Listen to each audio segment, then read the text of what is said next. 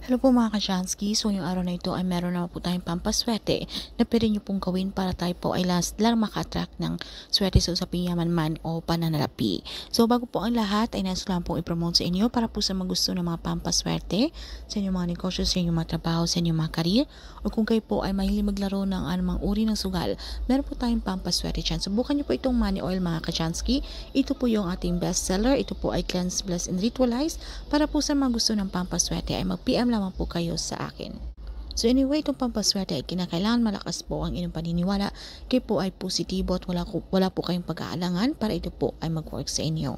So para matanggal po yung mga sumpalang kamalasan na yan na siya po nagiging hadlang, kahit alam nyo po hindi nyo po deserve ang mga bagay na yan, dahil kayo naman po ay nagsusumikap sa buhay, kayo naman po ay hindi tamad, kayo naman po ay matulungin sa kapwa. Pero bakit tila kayo po ay kailap po sa inyo ng swerte?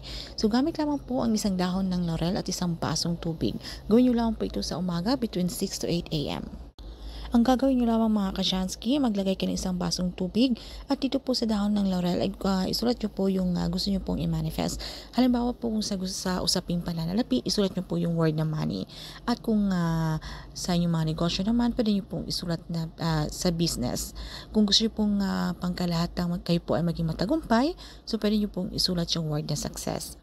So, depende po sa inyong intention. At pagkatapos ninyong ilublob yung ating dahon ng laurel sa ating basong tubig, ay pwede nyo po itong bulungan. Ilapat nyo po ito malapit sa inyong mga bibig.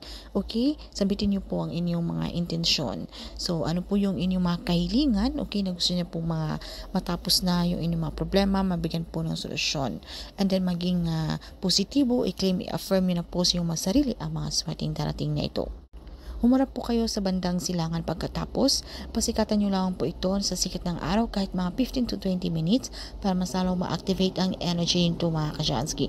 At pagkatapos, pwede nyo na po itong ipwesto, ilagay sa gilid po ng inyong mga front door or ng inyong mga main door. Just make sure na hindi po ito magagalaw. Okay, kung meron po mga patas sa inyo. So, hayaan nyo lamang po ito doon ng 24 hours mga ka-Jansky.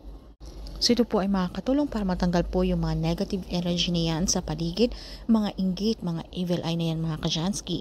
Okay? Dahil ito po ang ating mga pintuan na ito po ay nagsisilbing or napaka-importante po ito na mahalagang factor sa bahagi ng ating pamamahay dahil dito po pumapasok yung chi energy. So yung positive energy. So kung marami pong mga kamalasan, mga negative energy, so marami pong hadlang. So meron dapat po tayong mga pangontra dyan.